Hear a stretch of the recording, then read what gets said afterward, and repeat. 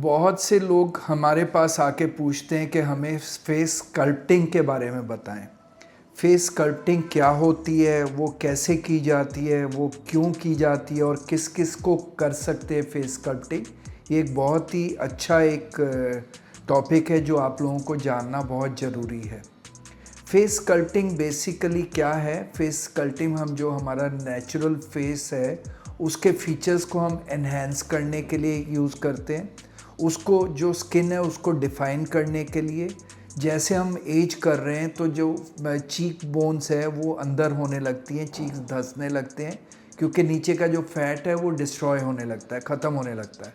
तो उसको एनहेंस करने के लिए, जॉ लाइन को डिफ़ाइन करने के लिए, जो चिन होती है वो भी अंदर जाने लगती है, उसको डिफ़ाइन करने के लिए, प्लस जो फाइन लाइंस, रिंकल्स हैं, क्रोज फीट है, उनको ख़त्म करने के एक तरीके का ट्रीटमेंट है जो कि नॉन सर्जिकल है और ये हमारी ब्यूटी को काफ़ी हद तक रिस्टोर करने में और रिगेन करने में मदद करता है। सो फेस स्कल्पटिंग की कैसे जाती है? फेस स्कल्पटिंग जो हम करते हैं वो अलग अलग एरियाज़ के हिसाब से करते हैं।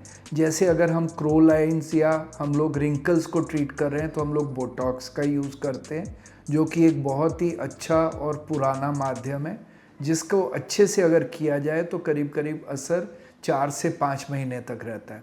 इसके अलावा जो जॉ लाइन है उसको अगर डिफ़ाइन करना है, जॉ लाइन डिस्टॉर्ट हो रही है, वो मतलब ब्रॉड हो गई है, तो उसके लिए भी हम लोग बोटॉक्स लगाते हैं। चीक्स को अगर फिल करना है तो हम फिलर्स का उपयोग करते हैं। अगर किसी को आँख के नीचे खड्डे हो गए हैं तो उधर भी हम फिलर्स डालते हैं। इसके अलावा नॉन सर्जिकल डिवाइसेस हैं जैसे फ्रैक्शनल लेज़र्स हैं, वो अगर करते हैं तो वो भी एक स्किन को टाइटनिंग का एक माध्यम है, बहुत अच्छा है, टूल है हमारे पास में।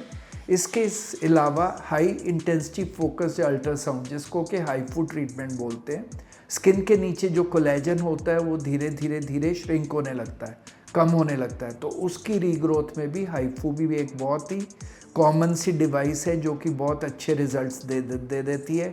ये सब नॉन सर्जिकल ट्रीटमेंट्स हैं जिसमें हमें कोई नाइफ़ के लिए नहीं जाना, हमें कोई ओटी में एडमिट नहीं होना, हमें कोई जनरल एनेस्थीसिया नहीं लेना।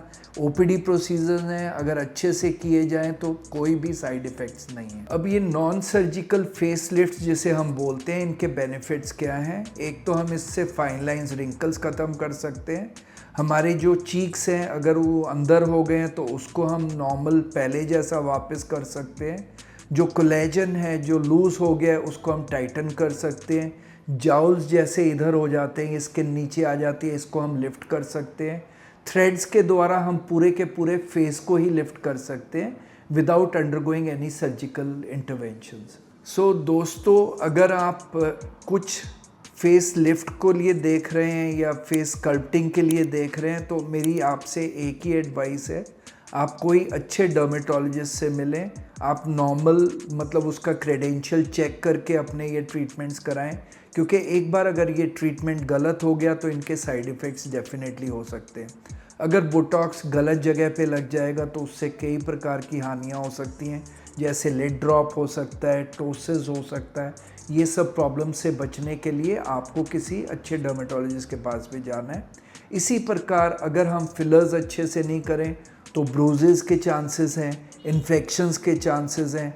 अगर वो आँख के पास ज़्यादा चला जाए तो एक गंभीर रूप में इवन आई साइट का लॉस भी देखा गया है। सो आप कुछ भी ट्राई करना चाहें, कुछ भी अगर वो करना चाहें तो सबसे पहले मेरी आपसे यही निवेदन है कि पहले क्रेडेंशियल्स चेक करें, अच्छे जो बोर्ड सर्टिफाइड डर्मेटोलॉजिस्ट हैं उनसे संपर्क करें, उनको अपना कंसर्न बताएं और उनके अकॉर्डिंगली ही अपना ट्रीटमेंट्स करें। आपको अगर मेरी ये फेस स्कल्पटिंग का वीडियो अच्छा लगा तो आप मेरे चैनल को सब्सक्राइब करें और इसे लाइक करके और लोगों से भी शेयर करें।